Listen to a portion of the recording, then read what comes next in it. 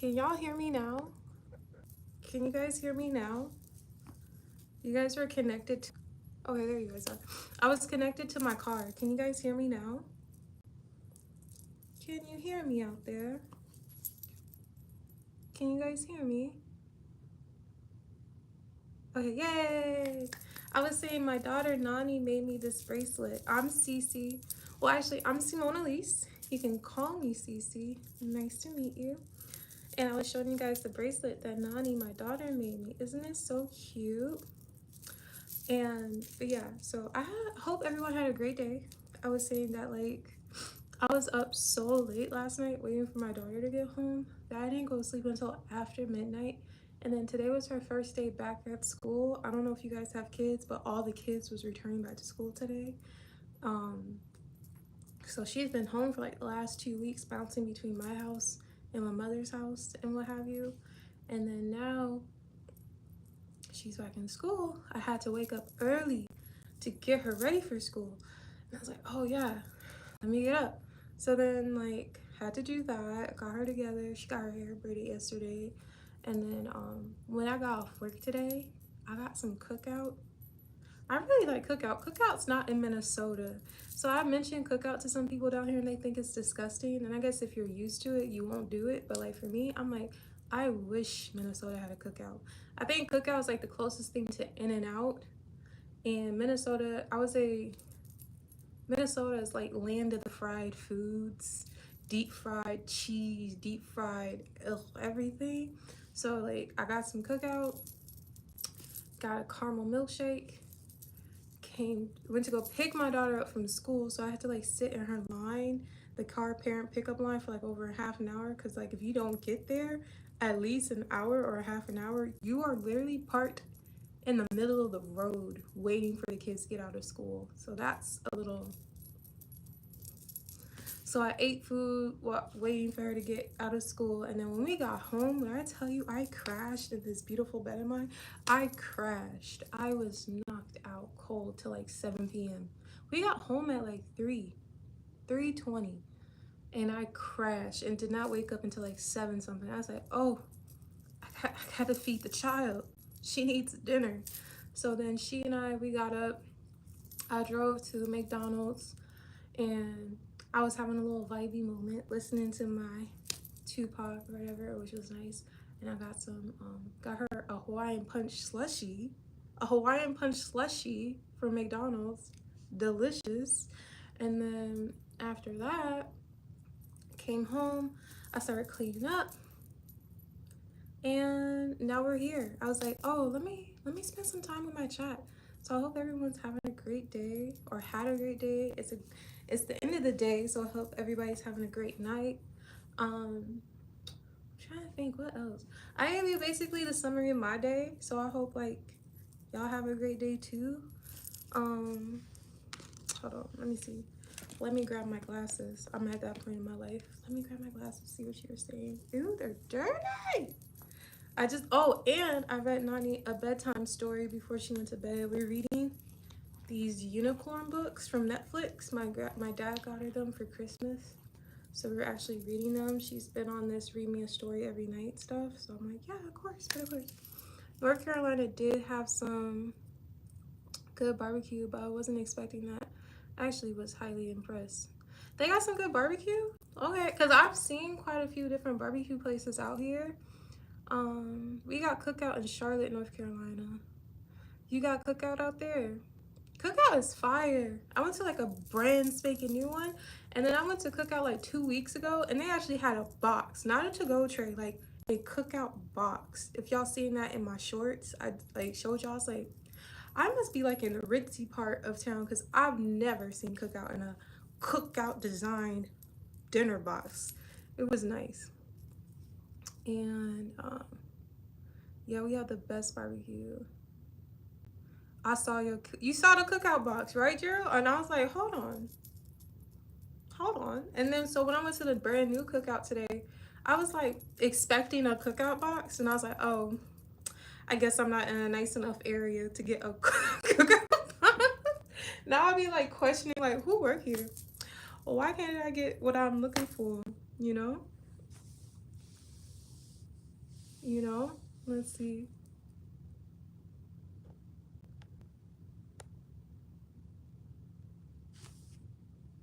Howdy, just passing through. Wanted to remind you you're beautiful and you're doing a great job. Today was today every day. Thank you, Ari. You're so nice. And you're beautiful too. Stunning people. Are you Batman? Nah, I'm not Batman. But that'd be crazy. That's actually one of my favorite movies of all time. Dark Knight with Heath Ledger as the Joker. Classic. Love it. And I've been watching all like the Golden Globe winner. I didn't watch the Golden Globes, but I've been watching like their acceptance speeches, the outfits. That Nikki Glazer lady, she's so funny. I enjoy her. Um, who else did I watch? And then I actually just got done seeing, like, people do like clips of previous Oscar winners and all that stuff. So I was just like, this is nice. This is nice. I like watching people make their dreams come true. So like Quinta Brunson, I don't know if she won anything, but I know like her whole team like showed up and they showed up dressed to impress for sure. But like Quinta went from like BuzzFeed to YouTube Shorts. She was a meme, not YouTube Shorts, but like she did YouTube videos. She used to do memes. Like she has literally like that's somebody who I enjoy watching grow. And then who else is somebody else who I watch like make their dreams come true? I'll say that I'll leave it at Quinta for right now. Or even Demi Moore. Like she said that was her first award she's ever won in her entire career of 45 years. I'm like, you've been on screen for 45 years and you only got one award? Not to say only, but like you know her name. You know her name, but she ain't never won nothing. So, and then watching her freak out and Zoe Saldana, that was nice to see. And I didn't know there was two not Macaulay's, but I didn't know there was two Culkin brothers. I really thought there was only one. So just little interesting things that I saw and whatnot. So it was really nice. Nonetheless, why are we here tonight, right? So I like for you guys to leave my stream with something impactful, helpful, or useful. So I like to read for my daily devotional. 75% of my viewership is men, so I like to do this for the ladies, if you will. I have the Confident Woman daily devotional. Also, too, I want to share that I am no perfect Christian, if you will. I'm not, but I am doing my best to understand God's word every single day. So like you're like, she does this, she does that, da, da, da. How can she talk about God? I have every right to, as do you. So my coworker, she actually shared with me this I already had the app on my phone, the Bible app, and like if you're not fond of certain versions, you can actually change the version. So right now I'm reading the NIV version, and then they have like the King James. I think they have the Ethiopian. Like they got every kind of like translation, so you can choose what fits best for you. But there's this thing called the Bible recap she shared with me, and in there it helps you read the entire Bible over a course of 1 year. It tells you how many chapters you should read. After the end of each chapter, there's like a video that correlates where they get deeper into like understanding what did you just read. Sometimes there's illustrations too to help like really break down a visual verse by verse. Um, and for me, I think it's really dope because they even give you like 6 prep videos on how your mind, not how, but just the best way to approach reading. And I think one of the things that I learned was, it's not about this book, obviously it's talking about the Bible. Descriptive and prescriptive. Now that was really dope to me. So let me break that down to you the best way I understood it. And if you don't understand, you can watch it for yourself. It's free on the Bible app. And descriptive means like, you know how sometimes you'll read a wild ass story, you're like, God dang, like God is cruel. Like that's what you would think, right? But he's not. It's supposed to be a descriptive moment, and it's up to you to like really figure out which ones are like, this is just the story that's being told versus the actions he wants you to take, right? So a lot of those stories, there's like, Jesus spoke in parables. He never gave you a direct answer, so you actually have to like pay attention and think thoughtfully and like, okay, is this what he's calling me to do? Or is he telling me this story for a lesson for me to learn? And that's the difference between descriptive and prescriptive. So really understanding what parts of the Bible are just descriptions and what parts of the Bible are prescriptions, meaning things he wants me to take action in my life. Because a lot of times people run from the Old Testament because they're like, that's a different kind of God. Da, da, da, da, da. I want New Testament life, you know? But and another thing too that in one of the prep videos that I really liked was, just because you don't understand something in this book, because there's 66 books in the Bible, just because you don't understand something in this book, I'm gonna just say for, I don't know, Leviticus, there's something you don't understand in Leviticus, and you're left with this big question in your mind. The answer might come in Matthew's. Like, they all go together, like they're big puzzles. So never just like fall off because you didn't like something in this one, because the answer might be over here and there and there. So I really like that. I watched all 6 of the prep videos and it was really nice to watch. I'm not gonna lie to you, they're long, but if you really want to understand it and have someone go along the journey with you, I think that's dope. So me and my mom both downloaded it, and then but outside of that, I have my daily devotional, and I think it's really nice to have like a North Star in your day, right? Because like life is filled with challenges, hurdles, um, unexpected, let's say unexpected good. Sometimes unexpected good we're not prepared for, right? And sometimes we feel like sometimes life's slipping through our fingers, but it's nice to have some type of foundation that you can be rooted in that helps you process these things, especially when you get older as an adult. I feel like when you're a kid, you can, and I can't speak for people, but for me, I feel like when you're a kid, your parents or your guardians, they're the ones who have the guardrails in your life where you have no need to ask for more. Like, they're providing your breakfast, your lunch, your dinner, your snacks, your activities, your friends. They put in you in environments. And I was listening to Mel Robbins today, and what's his name? The monk guy, Jay Shetty. He asked like, what happens to adults? Why is it so hard for adults to make friends as adults versus when they're kids? And this is going back to what I was just talking about, how like you're in these large groups of people, you're going through all these huge milestones together.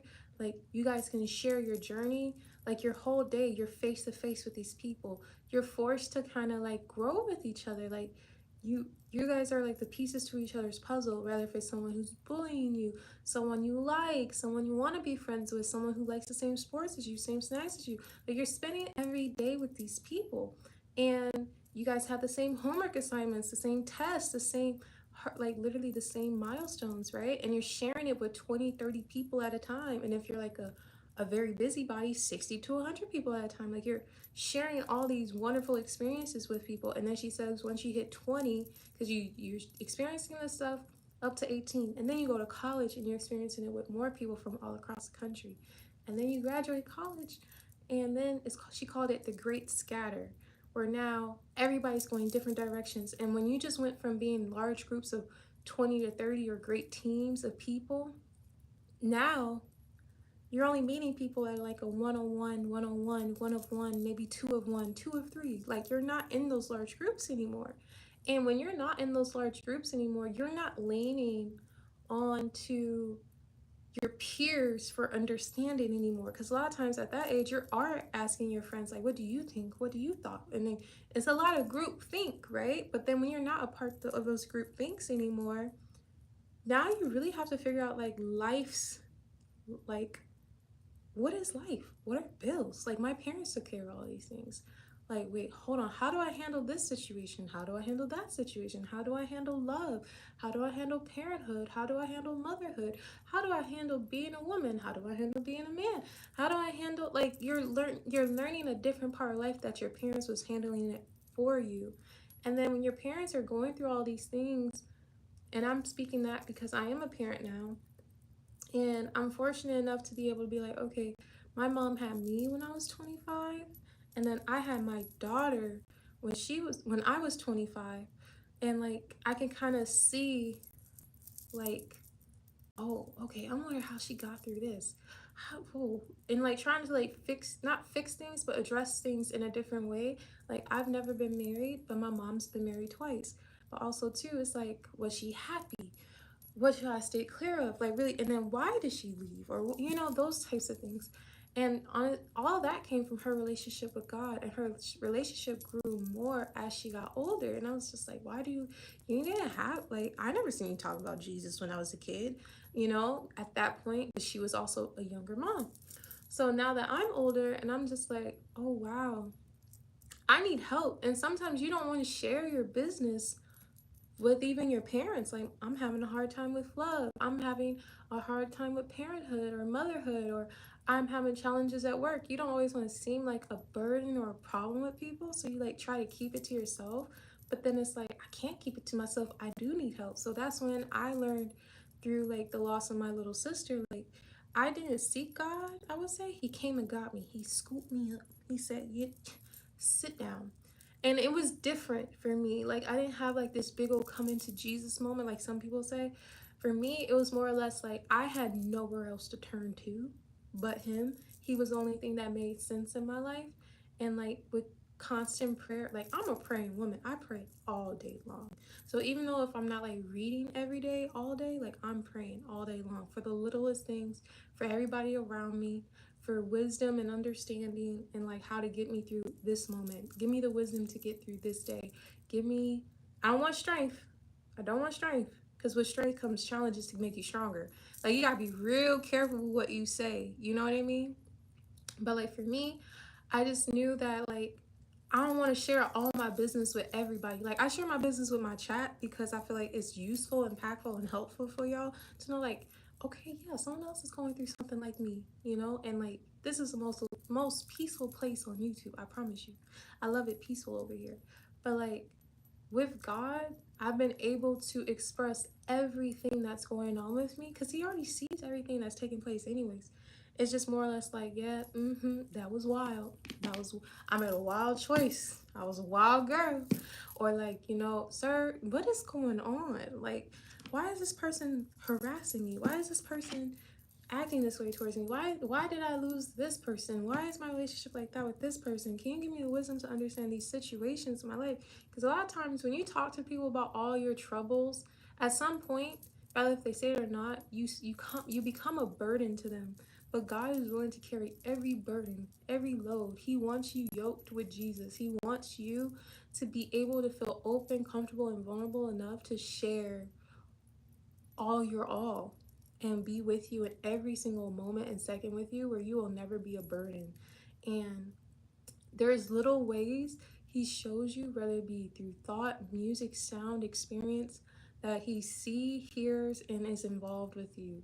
And I think for me, that's been such a beautiful experience, because like, even my new home, this room, you could not have told Cimonealise, you could not have told Cece 2024, January of 2024, that this is where I would be January 2025 at all. Like, when I tell you I was going through it, and if y'all been here before, y'all already know the story about where I came from in Minnesota, the kind of apartment I had, and all the things that I was experiencing with family, friends, colleagues, just all the things that I was going through.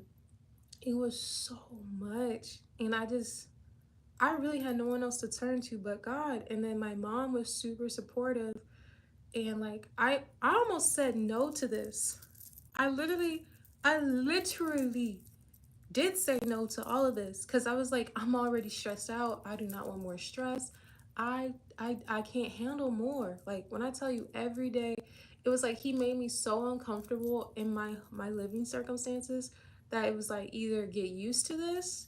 Like, honestly, I wouldn't have been able to get used to it, not because I was already used to it, but like, my situation was crumbling every which direction. Like, I lost my childcare. My apartment had so many negative things going on with it. I wasn't having a good relationship with my child's father. And then my job itself, I was about to lose it. It was just so many moving parts that like, I didn't even know how I was going to survive in Minnesota anymore. And not only was that happening, here I'm being offered this place where like basically they're like, my mom was like, hey Cece, I found a house for you, and he said he doesn't care what your credit score is as long as you make the payments. I said, what? He said he does not care who your credit score is as long as you can make the payments. Mind you, I've been looking at all these different places where they want to, like, I had a place ready to go, but they're like, I need your offer letter, and I didn't have an offer letter because the job I was supposed to have I didn't have. And it was just so many things that just weren't, to me, happening in my favor. So when she told me like, well, you can get this place, but it's going to cost you $1,700 a month, and I was like, I pay $1,000 a month and I don't even know how I'm gonna do that, and you want me to pay 1,700? And she's just like, if you really want it, you'll figure it out. And I was just like, I don't know how I'm supposed to figure out how to get an extra 700. It's breaking me to even do this 1,000. And just, and I had two choices. I could either, I had a childcare debt that I needed to pay for my daughter to go back to childcare, or I can use that money that was going to pay for childcare and move cross country. And like, I was so scared. I had some family members who were talking to me like, you don't want to do that. You don't know, like, you're too old to have an eviction on you. Because I wasn't being evicted, but like saying like, you're not going to be able to afford $1,700. You know, you don't have a job. You're too old to have an eviction on you. You're 31. You're going to be about 40 when that eviction comes off of you. Like, you don't want to put yourself in a worse position. Like, literally people telling me not to move, you know? And then I'm just like, and that was like, wow, okay, am I being irresponsible? But my mom is telling me, just jump, you know? And I'm like, hey honey, and I'm like, I don't know what to do. And I asked God to like release me from all these things, and literally he was releasing me from all of these things. And then I found myself here now in my house, in my own room. I haven't had my own room in over 10 years. Like, my own room. No man in my room, no siblings in my room, no kid in my room. Like, my own room. I have not had my own room in 10 years. And like, before that, I was sleeping on the couch for like the last 2.5 years. And like, it was so crazy, you guys, because like my daughter had her own room. I want her to have her own place. And I miss I miss your lives. Been working like crazy. Well, I'm back. Me too. I miss my lives too. But I'm saying all that to say is like, he heard everything. And the craziest part, y'all, the craziest part, and I was just talking to my mom about this too. Um, although I pay more in my rent now than I did before when I didn't know how I was going to even do it, my workload has cut in half. All my bills are covered. I work part-time. I don't even have to pay for childcare anymore. I work part-time. My workload got cut in half. I have a house. Like, yo, like, it's really, honestly, you have no idea. And all this was only possible because I trusted him. If I put my faith in man, I'll still be stuck in a one-bedroom apartment with my daughter, not knowing when I'm going to be able to leave or where I'm going to work. Because I had no help, and the winter time was around the corner. And if you know about Minnesota snow is not something you move in. You don't move in the winter. You don't do that. You don't move in the winter. You just don't. So my mom's like, I could come get you, but you gotta make a choice. Do you want to move now or do you want to move in the spring? And now was October. And she's like, and how are you going to make it to the spring? Bro, I had no idea. So like, literally, I said no to this. I was like, you know what, mom? I don't think I want to do this. It seems like it's going to be more stress. And she's like, I think you should do it. I think it sounds scary, but if you believe, if you trust God, everything's going to work out. I promise you. And I trust God, and everything worked out. And like, as of today, I feel so proud of myself because like, I got a place, because I didn't, like, at that point, I didn't have the best credit, y'all. I really didn't. So the fact that I got a home, a nice home where everything is new inside, and a person, my landlord, who's like, yeah, I'll rent to you, just pay the rent on time. When I tell you that rent be paid on time every time, that rent be paid on time every time. I be so like, it's crazy. It's crazy how everything worked out. So I'm sharing my story or testimony, some people like to say, because like honestly, he's revealed himself in my life in so many different ways where it's like it's undeniable. Like legit, it's just completely undeniable. So like I like to just share my experiences to let people know like it's okay to have faith in God and not put your trust in man, because man will rather have you, because man don't trust themselves. They won't trust things for you either. It's weird, it's sick, it's gross, I don't know. But nonetheless, back to why I'm about to read a part of my Confident Woman daily devotional, because I had to become a confident woman. I literally had to be like, you know what? I don't care if nobody likes me, calls me, sees me. As long as I got him, as long as me, him rocking, I don't care. I really don't care, because I'm always going to be good. Like, dopest father ever, you know? Like, I have the wealthiest father in the world because he can provide any and all things at perfect timing.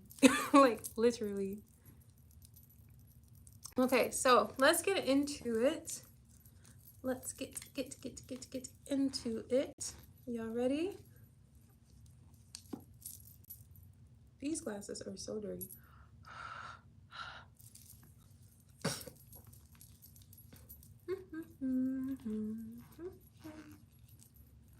Oh yeah, like this live if you like it, share if you care, subscribe if it's a vibe.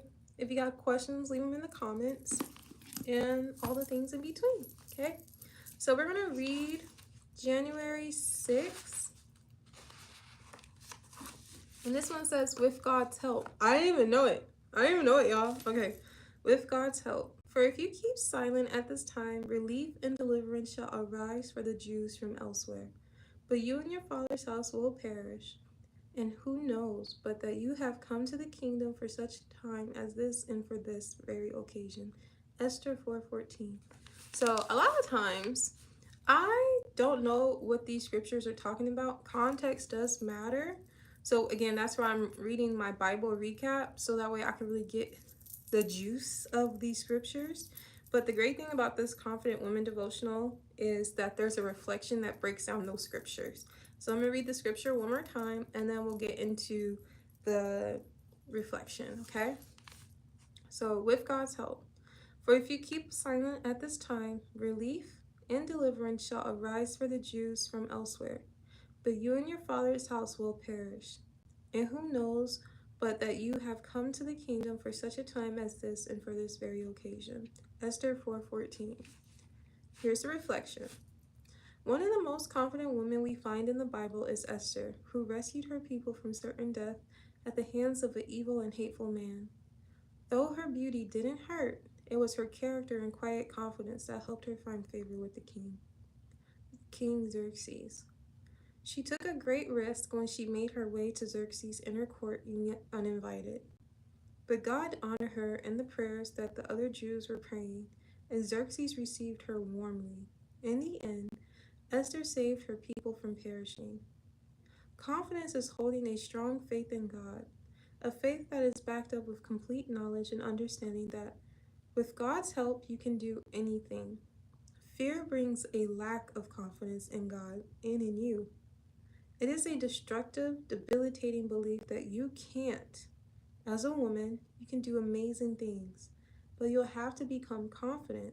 Replace your fears with confidence and watch what God can do. God always does his part, making seemingly impossible things possible. Did I not just share what I had going on?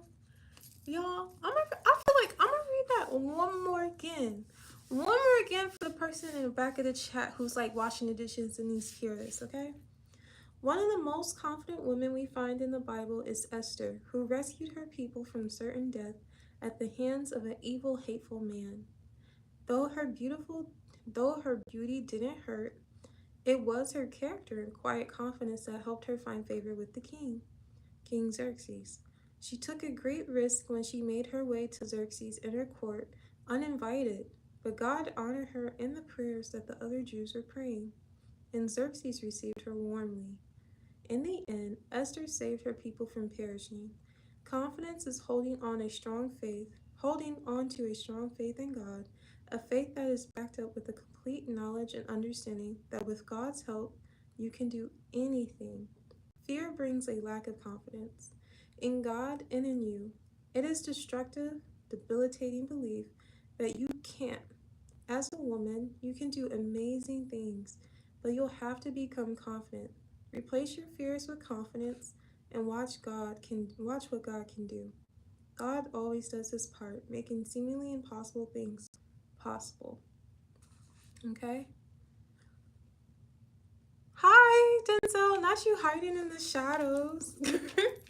Hey, honey. Okay, and here's the prayer to the scripture. Okay, you guys, you ready?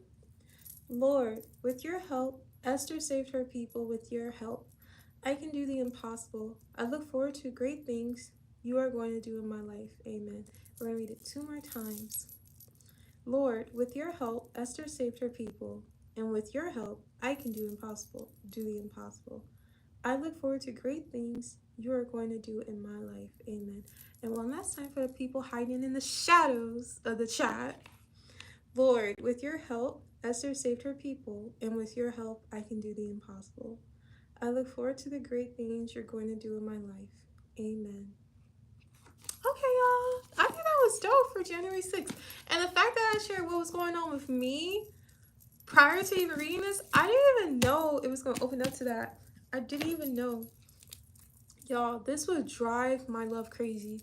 Because she's like, I had these glasses on. I miss my glasses. I need some actual glasses. These are cheater readers.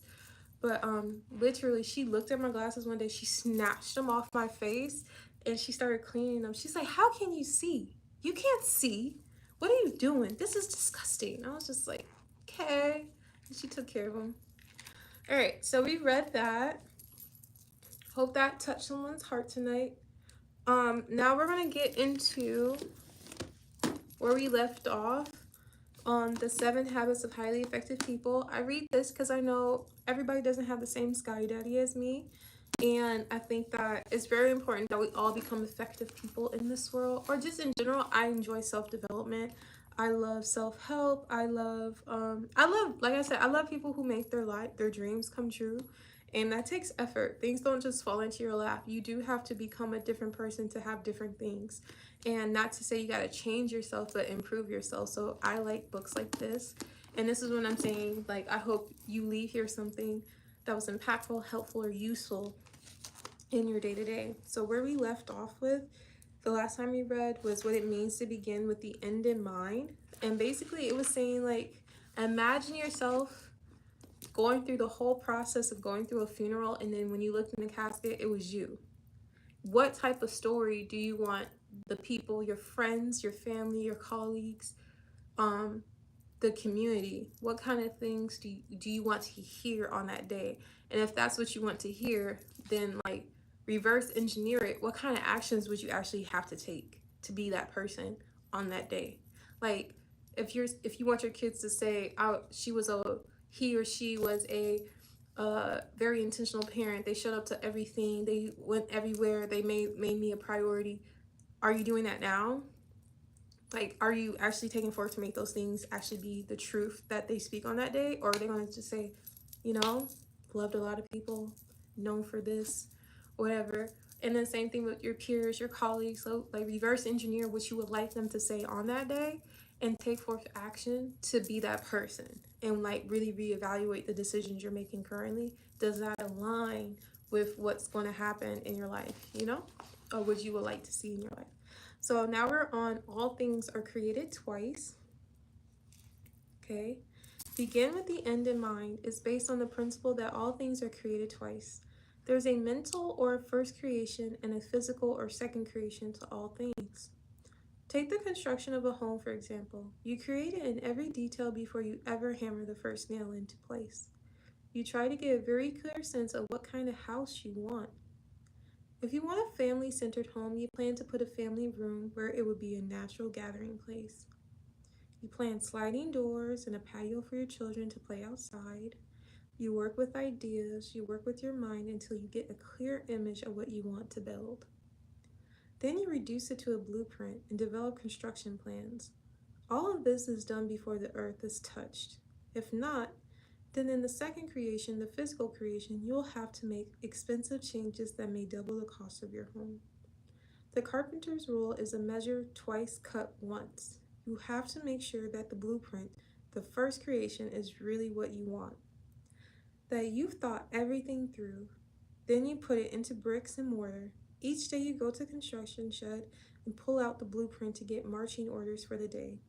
You began with the end in mind. For another example, look at a business.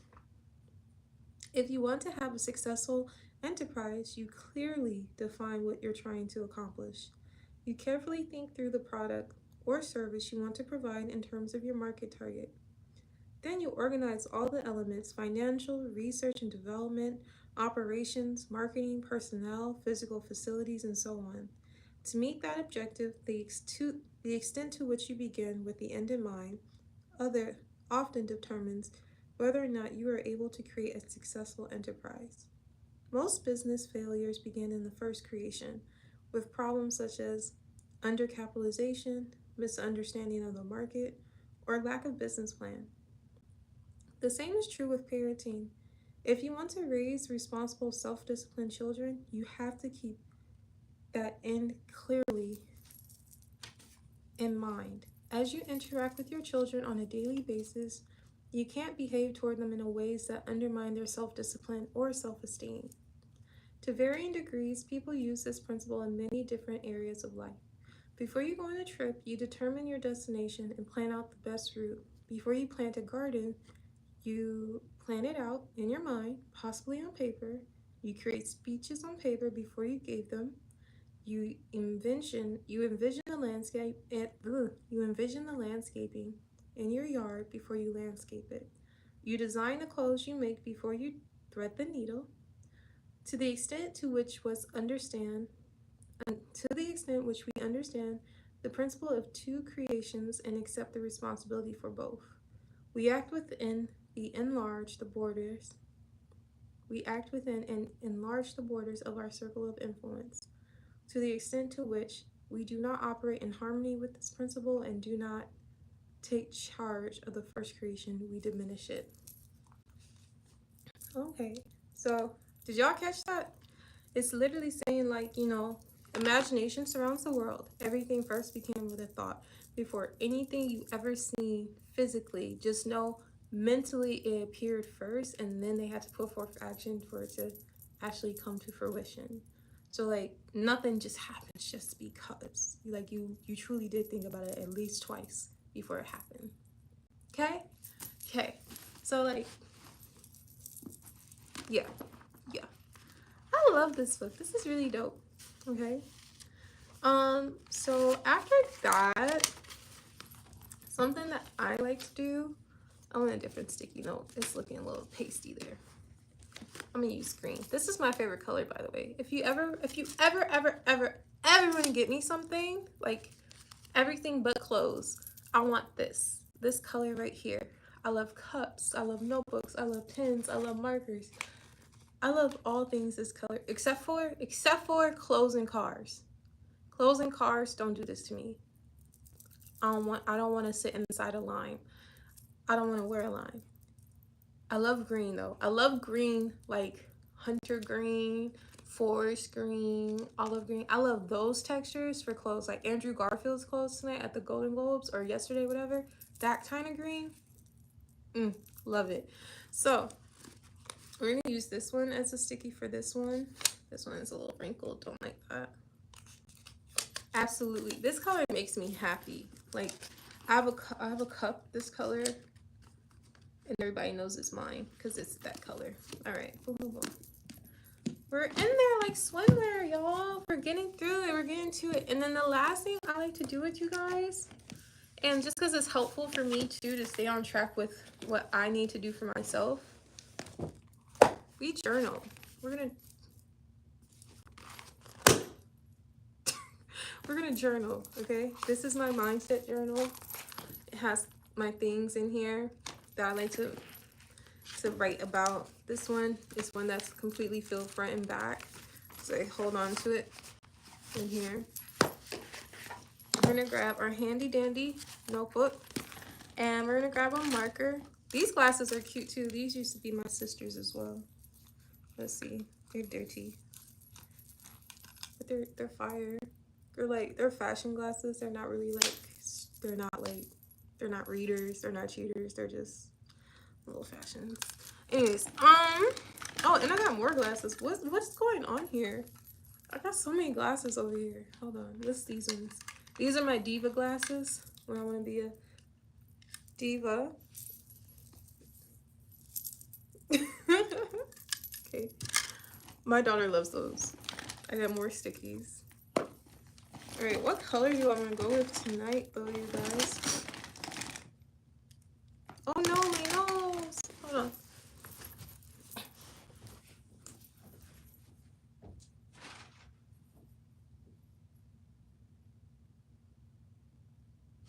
I don't know why. Okay. I don't know what was going on with my nose. It just kept like running. And y'all were going to tell me it was running away. Alright. This is my bag of markers. I like to write in color. It makes me feel good. So we're gonna do pink. I really love pink too. It took me a while to admit that I like pink. And then one day I was just like, you know what? I'm a pink girl. I like pink. I used to literally be a pink girl. I used to work at Victoria's Secrets. I used to work one in South Park Mall. And then I used to work at one in Mall of America. Mall of America is in Minnesota. South Park Mall is in like South Charlotte. So I used to work at both of those. And I was a pink girl at the Mall of America one. What did it mean to be a pink girl? It was like, now everybody wears like, what's it called? Everybody wears all black at Victoria's Secret. But pink girls would actually only wear pink clothing, like the sweaters, the hoodies, the pants, the socks, the mukluks, everything. The undies, and our discount was 50% off of all Victoria's Secret, except for like when you had to like get to the bras, it was like 30% off if you got it from like the Victoria's Secret side. But if it was all on the pink side, we got 50% off because they wanted us to wear all the things, and it was such a good time. But yeah, I remember those days. I used to have like all the little doggies. I used to give them all to my baby sister, and then I had all the hoodies. But now when I say pink clothing, I be like, times have come and gone. We don't do that no more. Anyways, let's do our journaling. Okay, we're gonna journal together, and then we're gonna go to bed. Okay. And it's 9:28 p.m. where I am.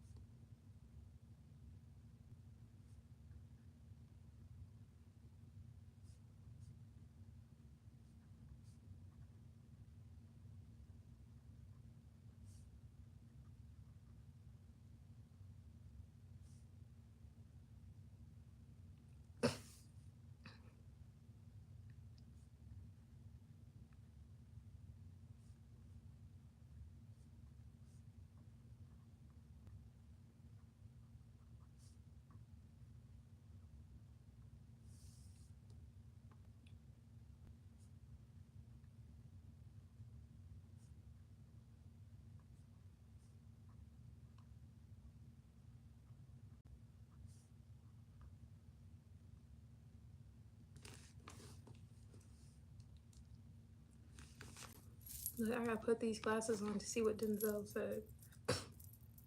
I'm a mess. Oh, well, I'm going to be up half of the night. Why? Go to bed. What are we doing? I'm not even gonna hold you. I'm about to watch Demon Slayer again because I heard Infinity Castle's about to come out soon, and I'm like, okay. Need a refresh on all the things I missed.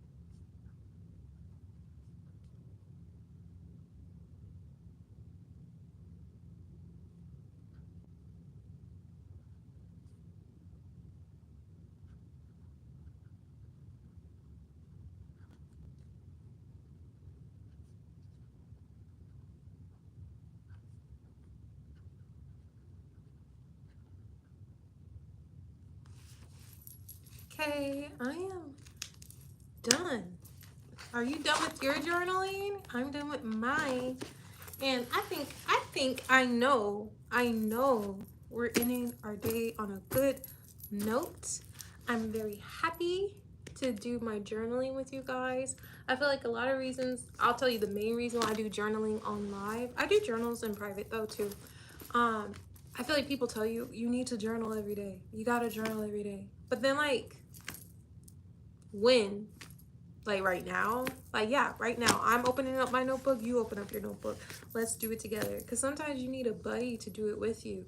Cause it's like, yeah, I got the journal, I got the pen. But then it's like, unless someone actually makes you, or not makes you, but like says like, let's do it together right this moment, you probably won't do it. And I know everybody probably is not journaling at the same time with me, but the intention is that when it's time to journal, we're journaling. When it's time to read, we're reading. And that's why like when you spend time with me, I want it to be useful, impactful, and helpful. So that way things you can put into application in your life right away. I don't want you to come online with me and then it's like, okay, when I get offline, now I got extra things to do. We all have busy lives and we all have things we gotta do, and just like trying to fit in two more things because sometimes feel impossible. So like if you're already here, then like let's be here together doing something right away that can be helpful for our today and tomorrow. So we read an excerpt out of our daily devotional, The Confident Woman. Did that for the ladies. And then I read an excerpt out of the 7 Habits of Highly Effective People. These are the 2 books that we're currently reading. We read this one every day. We read, I forget which book we read before this one. I think we read the 4 Agreements together, I think. So this is the second book we're reading together on live.